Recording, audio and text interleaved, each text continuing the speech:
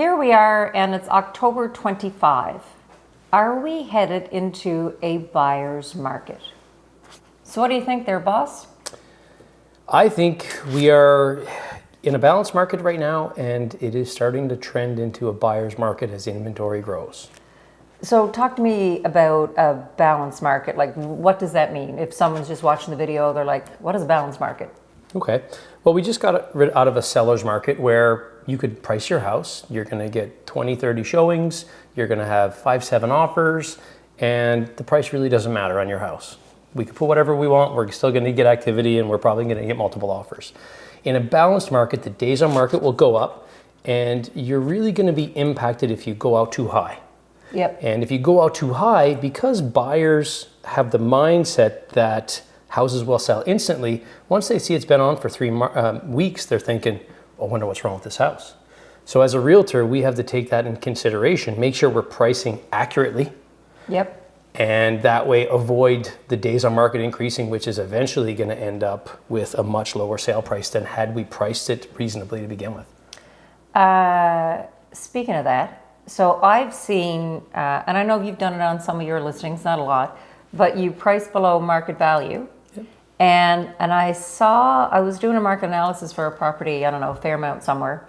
And it wasn't you, it was a listing agent who put the property below market value, anticipating getting multiple offers. That's right. They did. However, when I was doing my research and I'm looking at this house and I'm like, wow, it has all these upgrades and it only got this amount, yet this house over here sold for more, but it was listed higher. Yeah. So do you not see, or have you not come across like sometimes where listing too low will backfire? Oh, it's a huge risk because you don't know. There's properties that I've listed thinking this is going to be a hot commodity. It's going to blow off the market. And I'm sitting there a week later saying, what happened? So in this market, you can't be sure. You need to make sure that you're hitting the pricing on the head. And when people say, hey, Keith, I know you said $599 is the price. I'd like to go out at $610. I'll just say, look, that extra money doesn't exist. And we're going to all of a sudden be competing with houses that are up to $650 because it's a different buyer when they're going for nicer houses, when we need to be competing against the $600 and below. And I really am adamant about correct pricing because it can really shoot you in the foot. You know what? I've been, I would say, told twice this week. I listed a house in Bedford, and I listed it at $475 because I know houses on that street that are, that are renovated or, that this house was back from the 50s. Not a lot of work had been done to it, but it needs work. So I'm thinking, my head, anybody coming in here is going to add $200,000 and change in order to get to the, to look like the other houses on the street. Yeah. Realtor calls me up, said that I'm overpriced. And he said, well, this market, Sandra. And I'm like, in my head, you don't think I don't know the market? Well, thanks for letting me know. If you'd like to view the house before you give your opinion of value. No, he went out there and he said, no, it's too much money. I'm like, tell me how it's too much money. It needs $200,000 worth of work. Yeah. So and he said, well, the market's changing, prices are coming down. And I'm like, yeah, but not for that type of property. Yeah. I mean, what are your thoughts of that? I guess my question would be hey, what do you think it's worth? And send me the comparable properties that you're looking at. And if you want to write an offer, I'll certainly present it to my client. I've had lots of lowball offers, and I always tell my client, hey, let's just look at them. Let's say, hey, thanks for your terrible offer. I appreciate you putting it on paper, but here's where we are. And sometimes you'd be surprised. People might come in 50 under. They may be willing to pay your full asking price, but this is how their negotiation strategy is going to be. So, I guess that agent's trying to represent their client. Sometimes I've written offers that are really low, and I just call the agent and be like, hey, this is what we think this house is worth. Let's see what we can do. Yeah.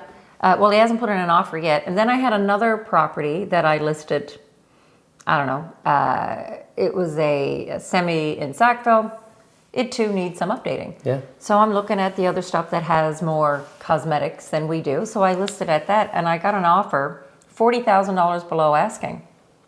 So I said to the agent, I said, this offer is embarrassing.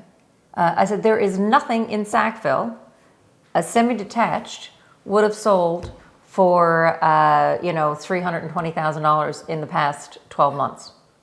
I don't understand where. And then he used the Chat GTP. And so we initially had a little bit of mold up in the attic, but my seller had gone and fixed it. And so it was I think it was a $1,800 fix. He had it down for $6,000. Yeah, I think some of the challenges that we're having is buyers in the opening price point. Let's say, sadly, opening price point is under $500,000. They're younger. The generation of 30 and under aren't as handy as the generation of, let's say, 55 plus for whatever reason. So people tend to overestimate the cost of renovations.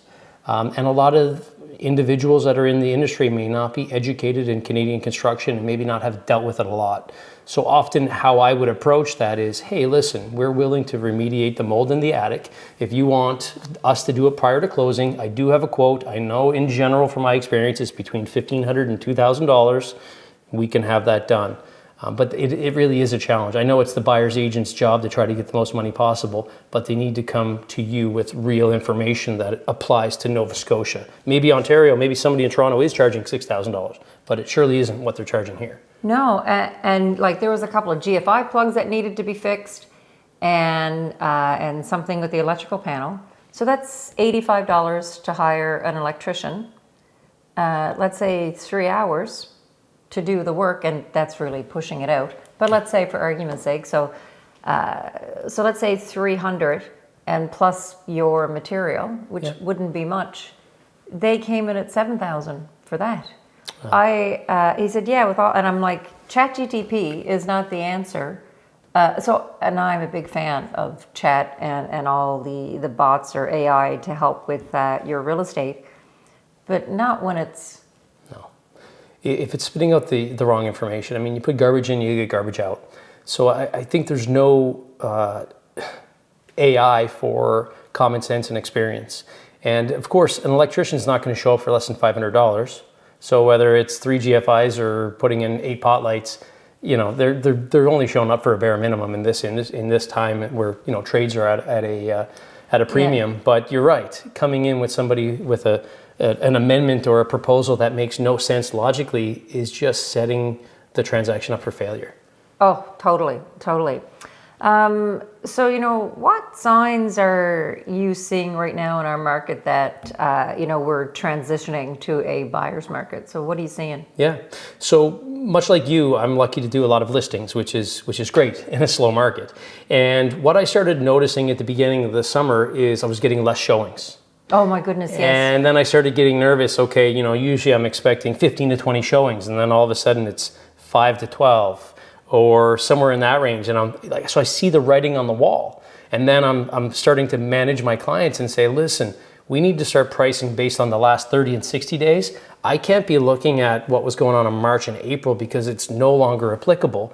Look at this neighbor's house. I know your other neighbor sold in 2022 for $575 and their house was terrible, but your neighbor here that looks much like yours sold for $545. So we're no longer pricing at $574.9. We need to go lower. So I saw the showings reduce. I saw the feedback not as positive because agents during COVID, you'd be like, oh my God, Sandra, it's beautiful because God forbid your clients decide they want to write and I told you your house was terrible. Yeah. So people started giving honest feedback. Oh, a little bit of a damp smell in the basement. And I'm thinking, oh my gosh, I'm finally getting real feedback. Yeah. And that was kind of the writing on the wall that I felt that was going to slow down. And now we're seeing it where we're getting 5 to 7 showings maybe on a good property that's priced right. Yeah. We're not getting as many multiple offers. And even I had multiple offer on a property where we sold a little bit under asking price. So these are all direct signs that the market is certainly changing. You were talking about the market. I was just doing up some stats today. So would you believe how much of the inventory right now do you think is selling? So there's 1,018 homes, and I was looking at my stats today. 1,082 right now on the market. What would you think the percentage of the homes that are selling in the 17 days that we're in October? I would guess, I really don't know, maybe 20%? 9. Oh my gosh. Yeah. Yeah, so there's a direct sign with the stats. I do find that what we see on our listings, generally we'll catch up in the stats in a couple of months. Yep. But I think it's a transition for agents and sellers to recognize quickly that the market is changing and to adjust quickly, because if they don't and they're still pricing to, last year's pricing, they're going to be left in the dark. And it's going to be a race to the bottom. And that's when you move into a buyer's market, which I don't think we're there yet. No, not yet, but it's coming. But interesting, you're talking about pricing and you can't price it was like last year. Doing a market analysis for another client this week, the prices that were in January and February are lower now than they were then. And the only thing I can think of is, okay, there was less inventory in January and February. So is that the better time to list your house? I think it was post-election. I think it would have been post-election. People were afraid of what Trump was going to do with tariffs. The rates had not come up yet. So I think there was like a little bit of a waiting period through there. And then I saw March, April, May were pretty good. And then June, July, August to start when I seen it start to decline. So I think people were waiting saying, okay, it's going to hit the fan. Oh, it hasn't. Okay, well, I can't wait anymore. I'm going to buy a house. And then basically did the buying, the rates started coming down again, and the people who are in a rush to buy bought, and then the rest of the people who could wait a little bit, I think they said, well, let's see how this plays out. And those people who waited are being rewarded. So do you think that, do you think we're headed for a crash here? I hope not. I really think the Nova Scotia market is pretty, I guess, even keel. We have small dips and small rises, besides COVID, of course. We're seeing what's going on in Toronto, Vancouver with condos. Yeah. There's catastrophe there. We're seeing people react early because they're seeing what's happened over there. I've heard about lots of condo projects and apartment building projects that are being put on hold because they don't want to be stuck with inventory. And some of the buildings that in the North End and all around are struggling to sell off the last 30-40% of condos that they've built. So I don't think we'll see a crash here, but I think we'll see a right sizing. You were through the shipbuilding contract. I was there during that. 2012 was, fired up and fires at the door. 2013 was a normalization, which is what I think we're in now. And 2014, 15, 16, 17, 18 was kind of a bit more of a buyer's market. But still, we didn't see a huge drop from 2012, but we've seen a normalization where you took out those huge 20% over asking price sales, the anomalies, the ones that you and I were looking at saying, how did that house sell for that price? Once you eliminate those, the prices will naturally come down anyway. The median price will be lower.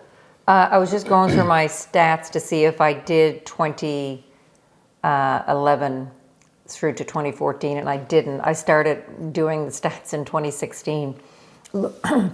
Excuse me, looking at the days to sell. So it was 96 days to sell a home in 2016, 82 in 2017, and in 2018 it was 70 days.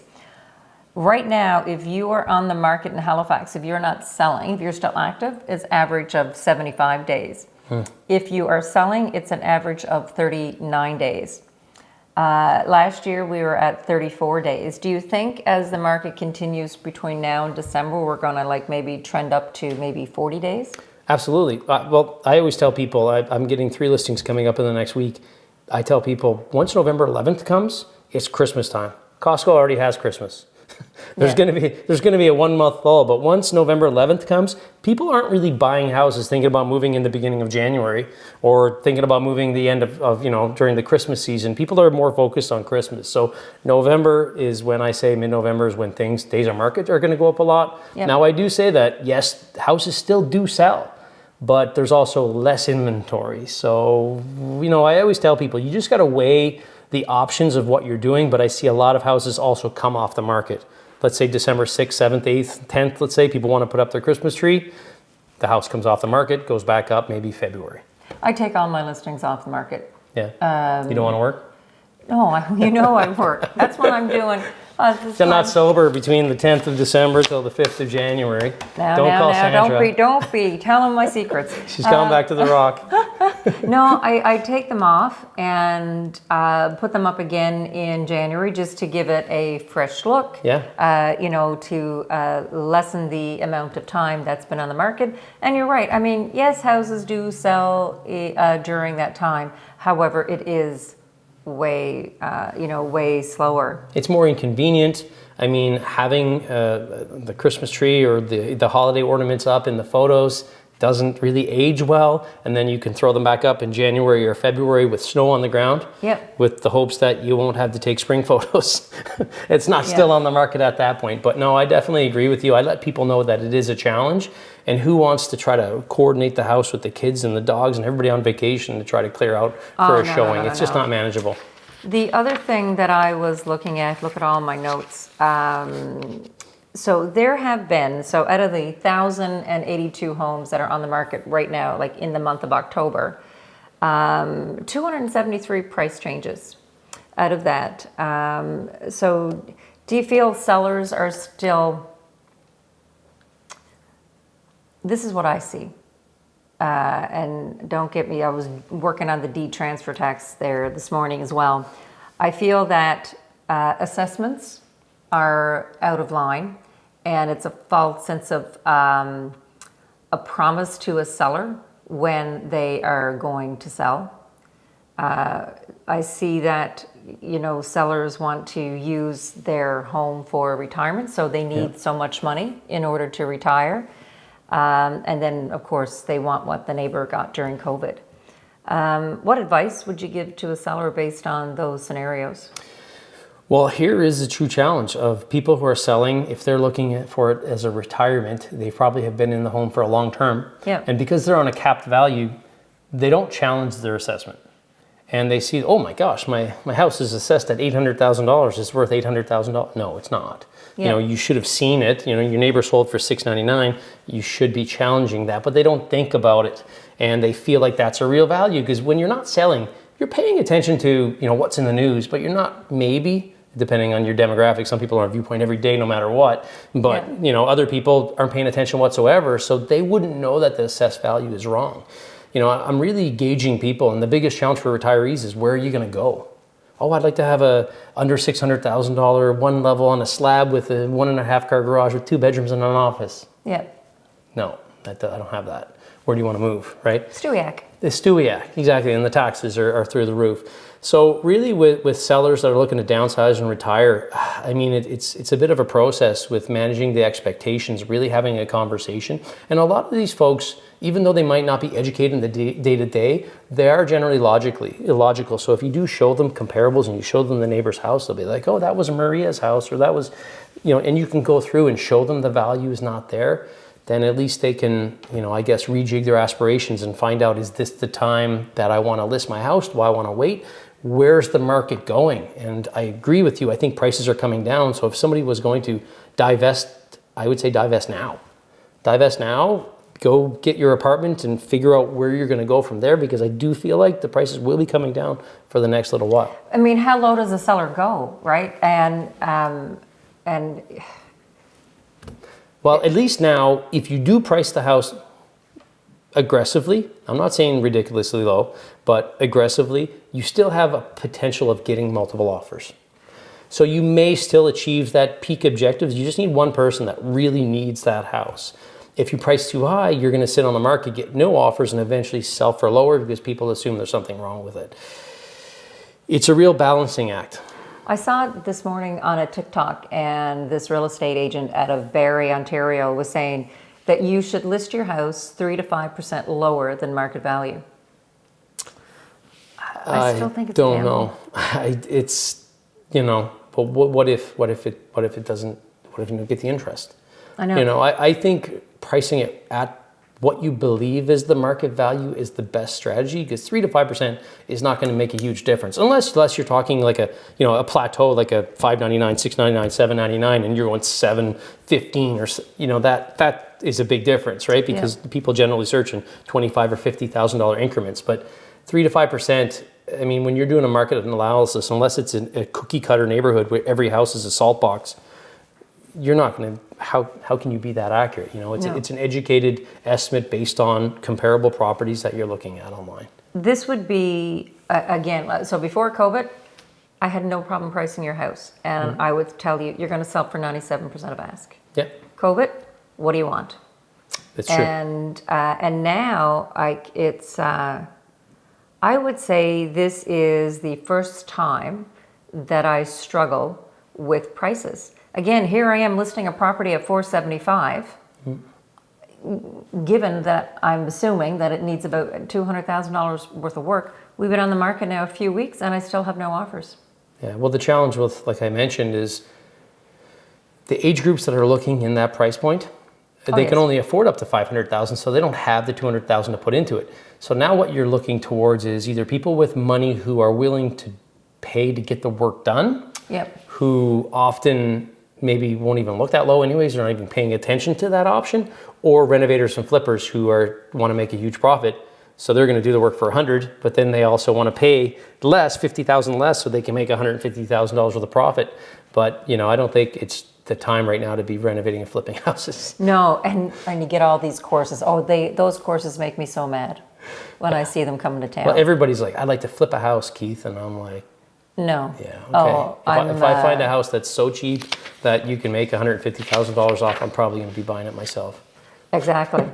So we know that buyers are starting to negotiate again, and well, make no wonder. I mean, they're hearing in the news that everything is doom and gloom, so I totally get that. Yeah. Right? But I still don't think our market is as turbulent as Toronto and other areas, in and around the GTA and outside. I don't think our market is that turbulent. No, well, I mean, buyers right now are able to come back with some things. So what I always tell people, there's probably $2,000 to $4,000 worth of deficiencies in any given house at any point you go through.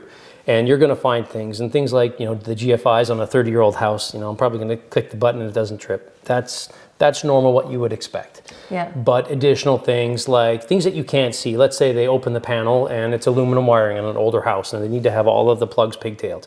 Well, that's an issue that me or you wouldn't have known. The buyers the sellers would not have known had they lived in the house for a while. And it's a real electrical insurance fire issue that should be dealt with. I think there's room for that. During COVID, people would be like, oh my gosh, okay, so this is going to be a $2,000-ish fix. Should I ask for it, Keith? Are they gonna say no, or are they gonna go and go try to work with someone else? So at least now it seems that buyers can ask for stuff, and sellers had to be more reasonable, that if it's a latent defect that if I don't address it in this deal, then I have to disclose it to the future people. I may want to potentially, I generally like to do price adjustments. Because I'll say, let those other people deal with any other hiccups that might show up that are surprising. Than to do it ourselves. But that's my approach when I'm representing a seller. No, I hear you. So if you had to gauge where our market is going to be next spring. Yeah. I think we're going to see a big increase of inventory. I think a lot of people are starting to see the downward trend, and then they're realizing, okay, maybe we should make that move. Maybe we should make that move before the market really bottoms out, especially if you're somebody who's not buying again. Because what I say to people who are buying again, if you're staying in Halifax, who cares if the market's down 5 or 7 or 10%? You're going to sell in a slow market, you're going to buy in a slow market, so it's a little bit of a wash. Yeah. Where if you're selling and divesting and renting and that's your retirement plan, you're going to want the most money possible. So I think those people are starting to see the writing on the wall, and I think there's going to be a big influx of inventory in the spring, which is in turn going to bring the market down even further. I don't see it to stay that way, but I do see a bit of a panic sell. I think we're going to go back to 2016 to 2018, where 55 to 65% of the market is selling. Yeah. And, we could go back to, 6, 7 months, 8 months of inventory. That's what I see happening.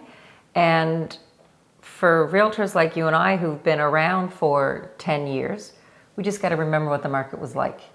Wow. And because you never panicked like you as an agent back then, I was never stressed that I knew I was holding a property on for whatever length of time, right? Yeah. I knew that. But now it just seems so different when I'm holding onto a property. Well, I always tell people, they'd be like, oh, it's great when you're in a COVID market. Well, no, because you're reacting. You are giving a lot of guesstimates on prices because there's no logic to it. Yeah. And you're telling, well, this is where I think it could sell. But it's opposite stress when you're in a buyer's market because your sellers are sitting there and they're like, Sandra, what's happening? Sandra, what's happening? And you're talking to them every week or every couple of days and saying, hey, listen, I know we haven't had any showings, but nobody in your neighborhood has sold. Or showings overall are down. Now, that's doom and gloom. They don't want to hear that. But it's reality. But you're maintaining it, like you're maintaining. Should we do a price adjustment?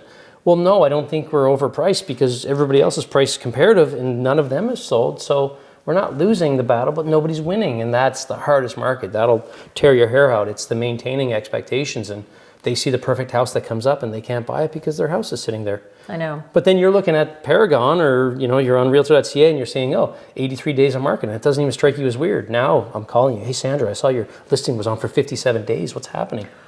And you're like, I don't know. No, so when an agent calls me for that and they have, and I'm like, well, you tell me why. Like, I know why it's on I think the they market. should be working with me, Sandra. No, boy, they should be on my team. Yeah. No. but seriously, like, it's normal for a property to be on the market 70, 80, 90 days. Yeah. It's normal. It'll be the new norm. But buyers are also going to have to adjust to that and not think, okay, well, what's wrong? Because now 2 weeks on the market, I had people ask me, oh, we wanted to look at this house, but it's been on the market for 17 days. Like, what do you think is wrong with it? Like, nothing. There's probably nothing wrong with it. Just the right buyer hasn't come along. Let's go see it. I can't get a guess. I can't sense dampness or cigarettes or pet smells or like there's so many things that you don't know. And that's why when I'm doing a market analysis, sometimes I'll take that outlier and I'll kind of throw it off to the side and be like, I can't look at this one because it sold way too low because it could be terrible. Yep. Or Absolutely. it sold too high, and that could have been, that house was right next to some guy's mom who's going to take care of their kids and he don't have to pay for daycare. So he paid an extra $50,000. Let's throw those outliers out there.